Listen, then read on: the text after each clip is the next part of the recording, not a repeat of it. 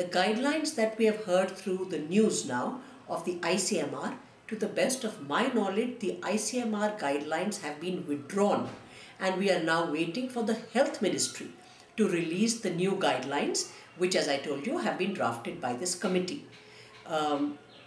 Why was this process undertaken by the Ministry of Health? The Justice Verma Committee report actually made a recommendation that there is an urgent need to draft a uniform protocol. We do not currently have a uniform protocol for examining a survivor of sexual violence.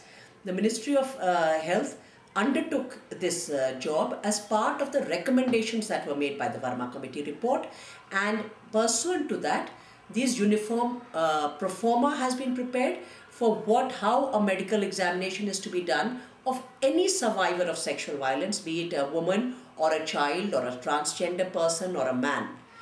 It also was recommended by the Verma Committee that the insensitive and derogatory two-finger test needs to be prohibited, and so the pro forma will be looking into that as well as the guidelines.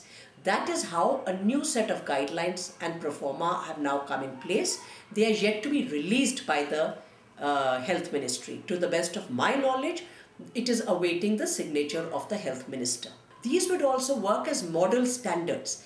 Then every state would be expected to emulate these guidelines, and on the basis of these guidelines and protocol, formulate similar protocols across the country for each state.